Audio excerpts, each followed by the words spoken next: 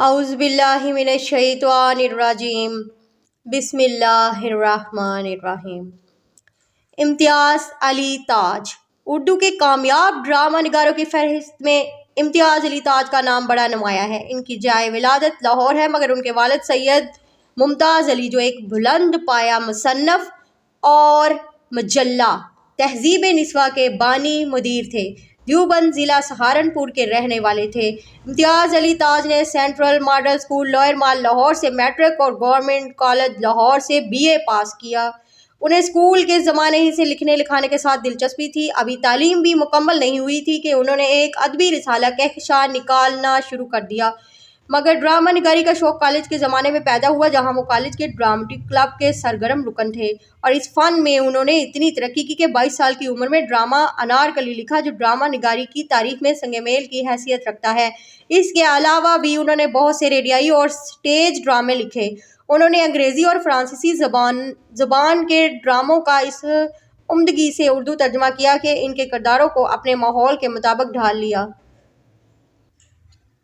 امتیاز علی تاج مزاح نگار بھی تھے۔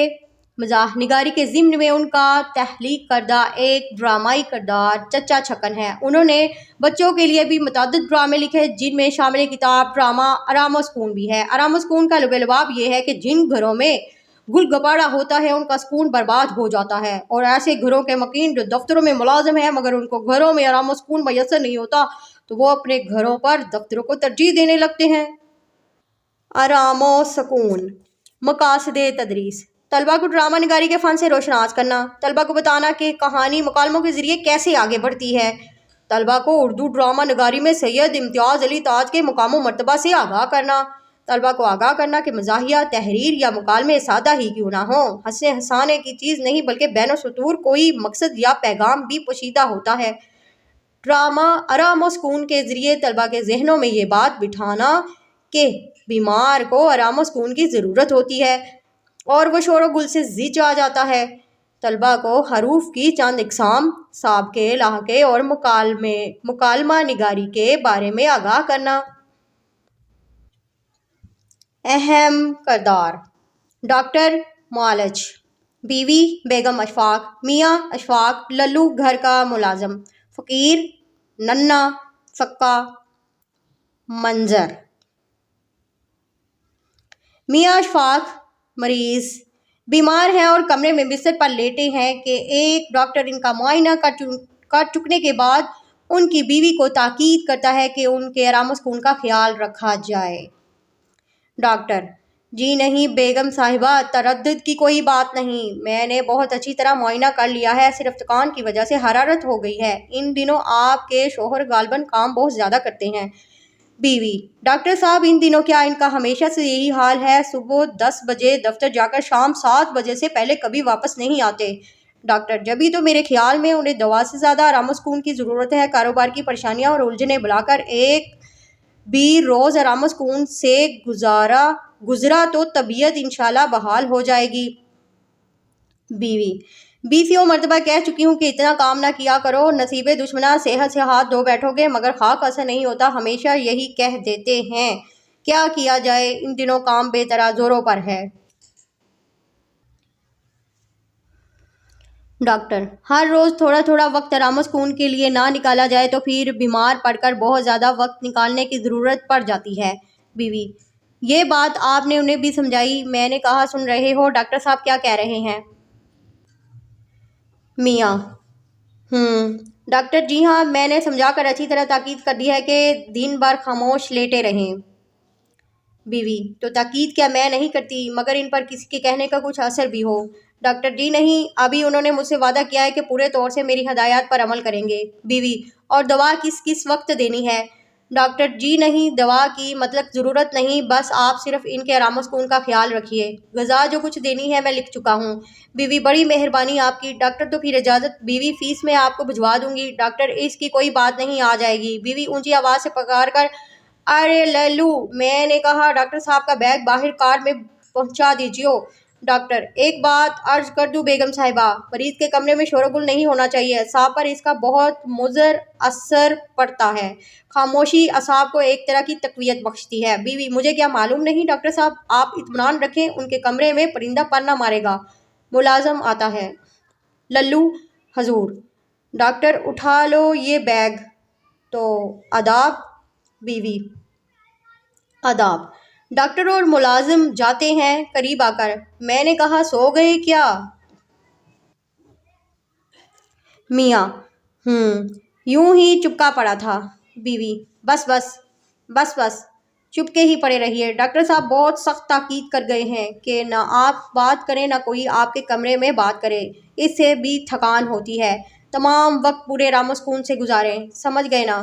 میاں: کراہتا ہے۔ بیوی: کیوں بدن ٹوٹ رہا ہے کیا؟ میاں: بیوی: کہو تو دبا دوں۔ میاں: بیوی: سونے کو جی چاہ رہا ہو تو چلی جاؤں؟ میاں: اچھی بات۔ کراہتا ہے۔ بیوی: اگر پیچھے کسی چیز کی ضرورت ہوئی تو؟ اچھا، بلانے کی گھنٹی پاس رکھے جاتی ہوں۔ گھنٹی کہاں گئی؟ رات میں نے آپ یہاں میز پر رکھی تھی۔ اللہ جانے یہ کون اللہ مارا میری چیزوں کو الٹ پلٹ کرتا ہے۔ کنڈی کی آواز: کون ہے یہ نامراد؟ ارے للو یہ دیکھو، ارے للو دیکھو یہ کون کواڑ توڑے ڈال رہا ہے؟ للو دور سے: سکا ہے بیوی جی۔ بیوی: سکا گھر میں بہرے بستے ہیں جو کم بخت اس زور سے کنڈی کھٹکھٹاتا ہے، اللہ مارا کو اتنا خیال بھی تو نہیں آتا کہ گھر میں کوئی بیمار پڑا ہے۔ ڈاکٹر نے تاکید کر رکھی ہے کہ شور و گل نہ ہونے پائے، اور اس سے کہو یہی وقت ہے پانی لانے کا۔ اچھی خاصی دوپہر ہونے کو آ گئی ہے، کل سے اتنی دیر میں آیا تو نوکری سے الگ کر دوں گی۔ میں نامراد کو 20ویں مرتبہ کہلا چکی ہوں کہ وہ سویرے ہو جایا کرے، کان پر جوں نہیں رینگتی۔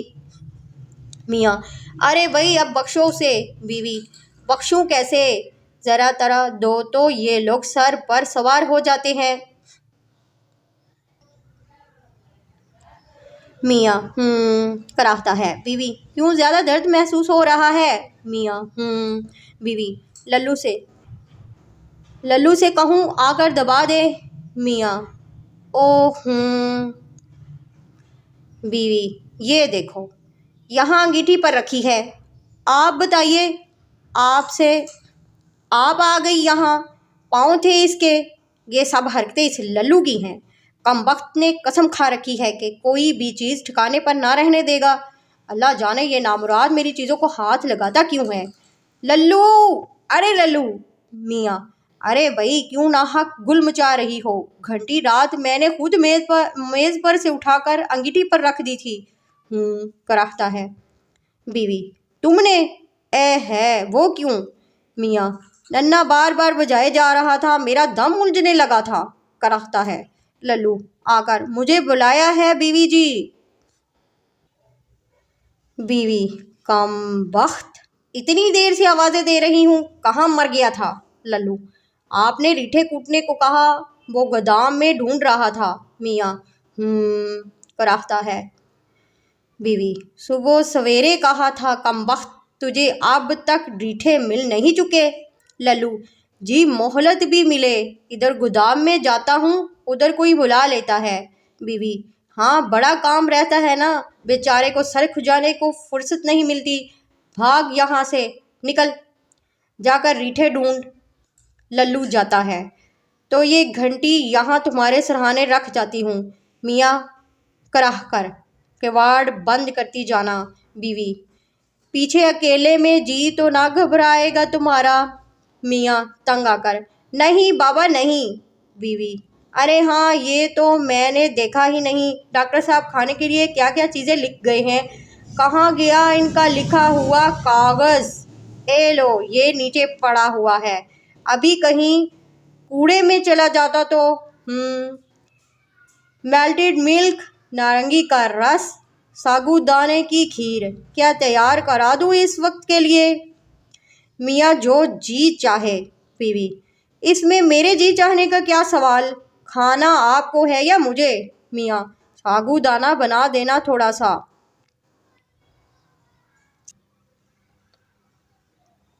بیوی: بس اس سے کیا بنے گا، یخنی پی لیتے تھوڑی سی، چوزے کی یخنی بنوائے دیتی ہوں، مقوی چیز ہے۔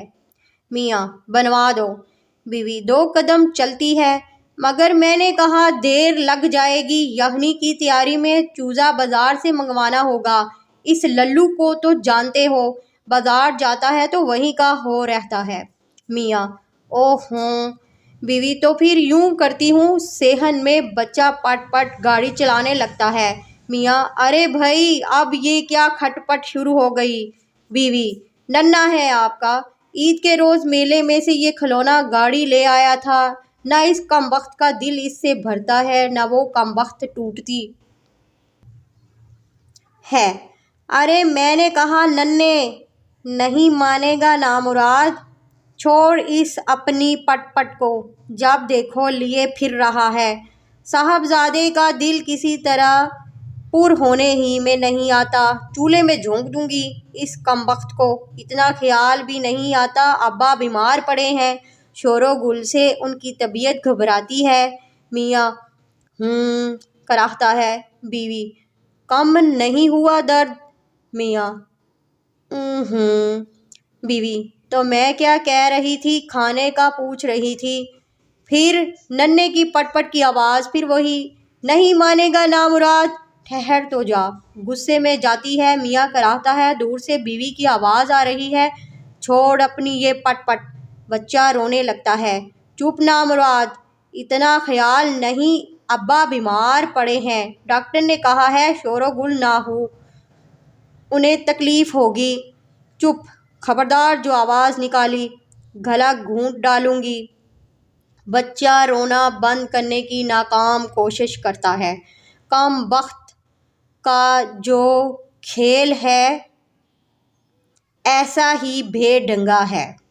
چل ادھر، نہیں چپ ہوگا تو؟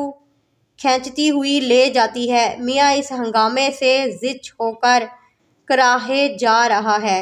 بیوی کی آواز غائب ہوتے ہی کمرے میں جھاڑو پھرنے کی آواز آنے لگتی ہے۔ میاں چوں کر ارے بھائی یہ گرد کہاں سے آنے لگی؟ لا حول ولا قوت، ارے کیا ہو رہا ہے؟ ملازم جھاڑو دے رہا ہوں میاں۔ میاں کم بخت، دفع ہو یہاں سے۔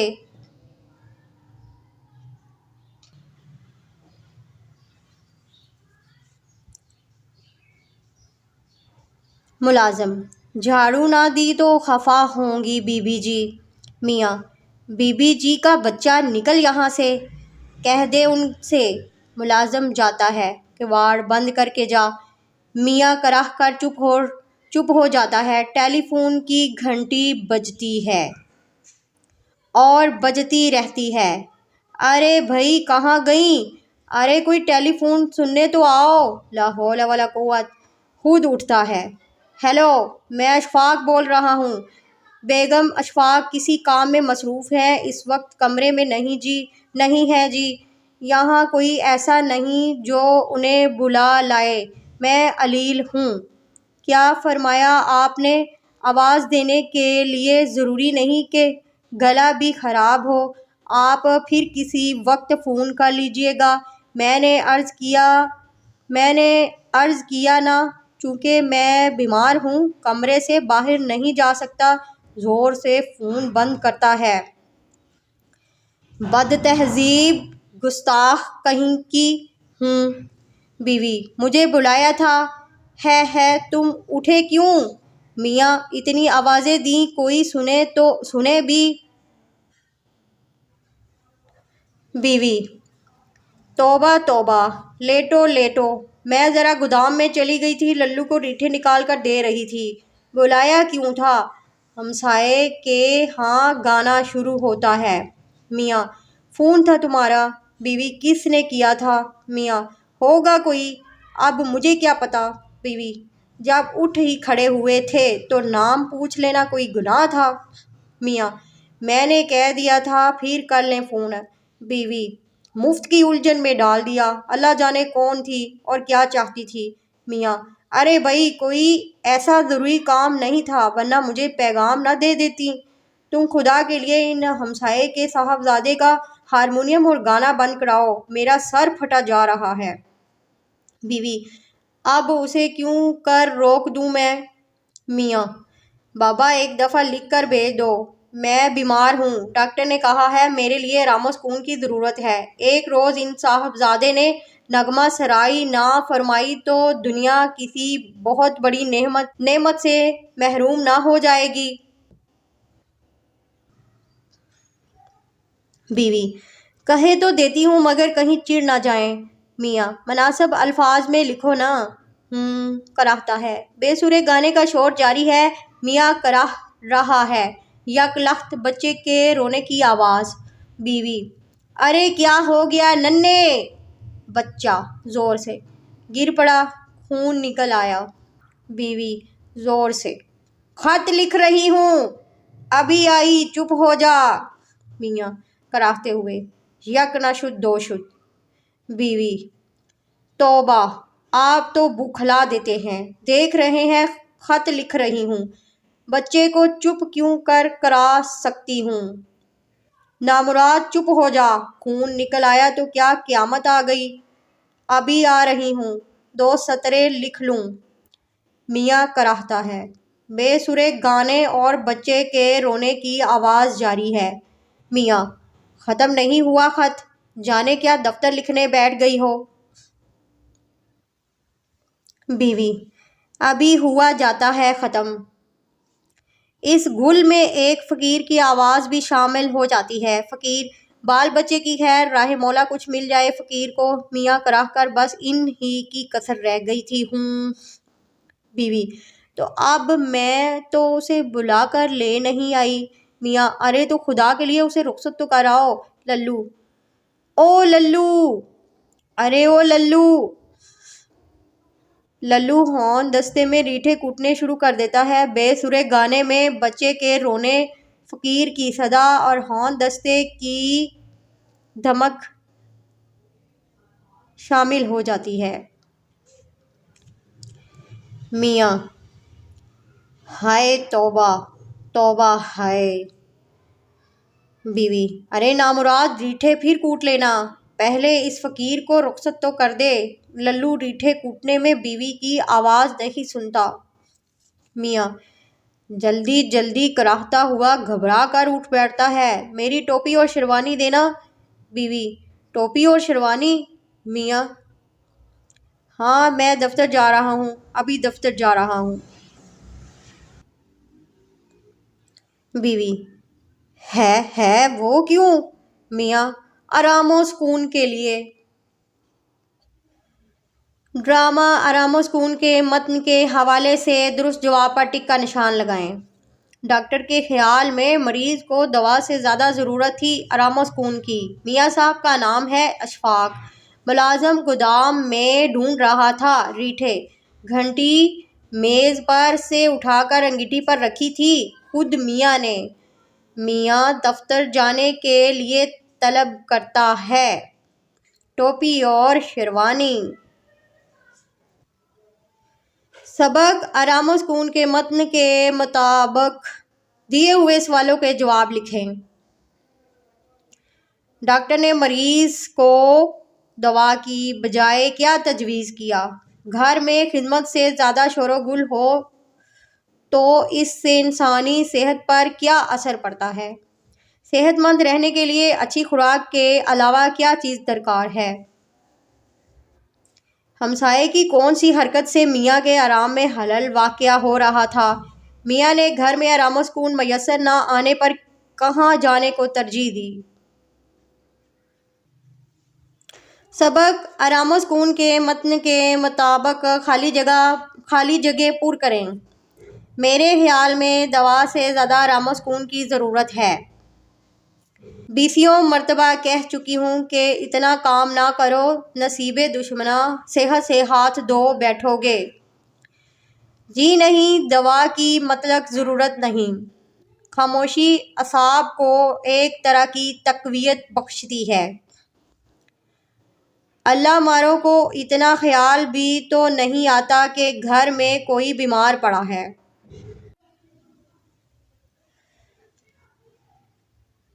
حروف کی اقسام: حرف وہ کلمہ ہے جو نہ تو کسی شخص یا چیز کا نام ہو، نہ کسی کام کے کرنے یا ہونے کو ظاہر کرے، نہ ہی اپنے الگ کوئی معنی رکھتا ہو، بلکہ یہ مختلف کلموں کو آپس میں ملاتا اور ان کے ساتھ مل کر بامعنی بنتا ہے۔ جیسے نمازی مسجد میں ہے، اس جملے میں لفظوں کا تعلق میں کی وجہ سے ہے، اگر یہ نہ ہو تو جملہ بے معنی ہو جائے۔ اور میں حرف ہے۔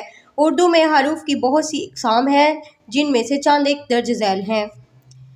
حروف جار وہ حروف ہیں جو اسم اور افعال کو آپس میں ملاتے ہیں، مثلاً میں سے پر تک، ساتھ، اوپر نیچے، لیے، واسطے، آگے پیچھے، اندر باہر، پاس درمیان وغیرہ۔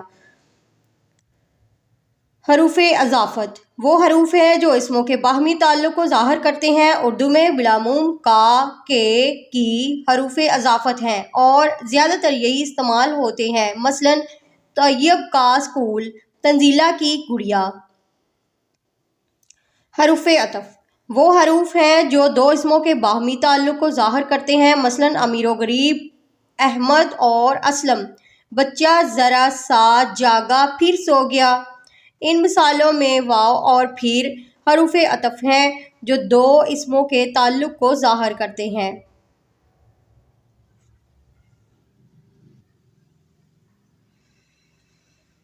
حروف استفہام وہ حروف ہیں جو کچھ پوچھنے یا سوال کرنے کے موقع پر بولے جاتے ہیں، مثلاً کیا، کیوں، کب، کون، کیسا، کس لیے، کس طرح، کتنا، کیوں کر، کس قدر، کہاں وغیرہ۔ حروف تشبیہ وہ حروف ہیں جو کسی ایک چیز کو کسی دوسری چیز کے مشابہ یا مانند قرار دینے کے لیے استعمال ہوتے ہیں، مثلاً مانند، کی طرح، جیسا، سا، جوں، مثال، صورت، بائنا، ہو بہو، کاسا، کیسی وغیرہ۔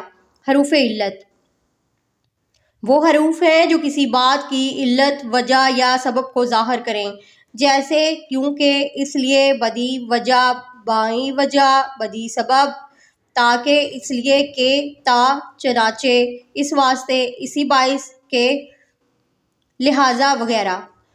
حروف شرط و جزا وہ حروف جو شرط کے موقع پر بولے جائیں، حروف شرط کہلاتے ہیں۔ حروف شرط کے بعد دوسرے جملے میں جو حروف لائے جاتے ہیں انہیں حروف جزا کہتے ہیں، مثلاً اگر وہ محنت کرتا تو کامیاب ہو جاتا، جب وہ آیا تب میں گیا۔ ان جملوں میں اگر اور جب حروف شرط اور تو اور تب حروف جزا ہیں۔ حروف اضراب وہ حروف ہیں جو ایک چیز کو روگردانی کر کے یا ترقی دے کر اعلیٰ کو ادنا یا ادنا کو اعلیٰ بنا دیتے ہیں، مثلاً وہ انسان نہیں بلکہ حیوان ہے، یہ تربوز بڑا ہی نہیں بلکہ میٹھا بھی ہے۔ ان دونوں مثالوں میں بلکہ حرف ضرب ہے۔ حروف تردید وہ حروف ہیں جو دو باتوں میں سے کسی ایک کو اختیار کرنے کے موقع پر بولے جاتے ہیں، جیسے غریب ہو یا امیر، اچھا ہو یا کہ برا، خواہ یہ لو خواہ وہ لو، چاہے رہیں چاہے چلے جائیں وغیرہ۔ جملوں میں یا کہ، خواہ، چاہے حروف تردید ہیں۔ حروف بیان وہ حروف جو کسی وضاحت کے لیے استعمال کیا جائے اور وہ حرف کے ہے، مثلاً جب استاد نے شاگرد سے کہا کہ سبق پڑھو، باپ نے بیٹے سے کہا کہ محنت سے کام لو وغیرہ۔ مندرجہ ذیل حروف کی اقسام کی تعریف بیان کریں اور دو مثالیں دیں۔ حروف استفہام، حروف تشبیہ، حروف شرط و جزا، حروف بیان، حروف تردید۔ سابقے لاحقے اردو زبان میں سابقوں اور لاحقوں کی اہمیت کسی بیان کی محتاج نہیں، ان کی مدد سے بے شمار الفاظ بنتے رہتے ہیں اور زبان کا دائرہ وسیع سے وسیع تر ہوتا رہتا ہے۔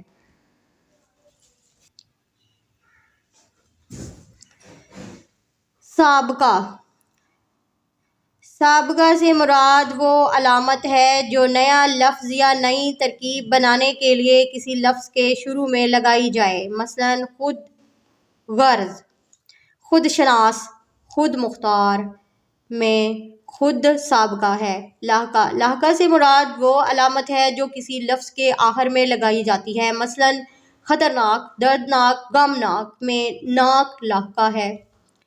سابقوں با، پیش، کم، ہم اور لاحقوں آرا، پن، دار، ستان کی مدد سے تین تین الفاظ بنائیں۔ مکالمہ نگاری۔ مکالمہ کے لغوی معنی تو کلام یا گفتگو کرنے کے ہیں، مگر اصطلاح میں دو یا دو سے زیادہ افراد کے مابین کسی موضوع سے متعلق گفتگو کرنے کو مکالمہ کہتے ہیں۔ اچھا مکالمہ وہ ہے جس میں روزمرہ بول چال کا انداز اور بے تکلف لب و لہجہ اختیار کیا گیا ہو اور جو حقیقی زندگی کے قریب تر ہو۔ تحریر و تقریر میں مکالمے کو خاص اہمیت حاصل ہے، کیونکہ بات چیت ہی سے کسی فرد کی شخصیت اور صلاحیتوں کا اندازہ ہوتا ہے۔ ایک اچھا مکالمہ لکھنے کے لیے درج ذیل امور کا ہمیشہ خیال رکھیں۔ گفتگو کرتے وقت مخاطب اور مخاطب علیہ کے مقام و مرتبہ کا خیال رکھا جائے۔ مکالمہ لکھتے وقت زمانی اور مکانی ترتیب و تنظیم کا خیال رکھنا ضروری ہے۔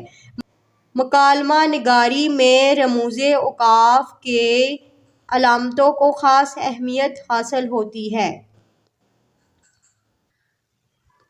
مکالمے میں تصنع اور بناوٹ کے بجائے فطری بے ساختگی سے کام لیا جائے۔ گفتگو کے ساتھ ساتھ جسمانی حرکات و سکنات اور اشارات کا بھی خیال رکھا جائے۔ مکالمے کا اختتام فطری انداز میں ہونا چاہیے۔ ڈرامہ آرام و سکون مکالمہ نگاری کی ایک عمدہ مثال ہے۔ اس انداز کو ملحوظ رکھتے ہوئے استاد اور اس کے دو شاگردوں کے مابین ٹریفک کے قوانین کیوں ضروری ہیں کہ موضوع پر ایک مکالمہ تحریر کریں۔ سرگرمیاں: طلبہ سید امتیاز علی تاج کا ایک اور مزاحیہ ڈرامہ بیگم کی بلی تلاش کریں اور اسے باغور پڑھیں۔ طلبہ ڈاکٹر اور مریض کے مابین ہونے والی مفروضہ گفتگو کو مکالمے کی صورت میں لکھیں۔ اشارات تدریس: اساتذہ طلبہ کو بتائیں کہ بیشتر ڈراموں میں معاشرے کے ناہموار پہلوؤں کو دلچسپ اور شگفتہ انداز میں موضوع بنایا جاتا ہے۔ طلبہ کو یہ بھی بتائیں کہ ڈرامہ نگار کا مقصد باتوں ہی باتوں میں اصلاح اقوال بھی ہوتا ہے۔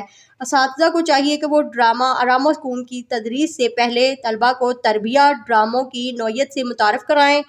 اساتذہ سید امتیاز علی تاج کا تعارف کراتے ہوئے ان کے معروف ڈرامے انارکلی کا بھی ذکر کریں۔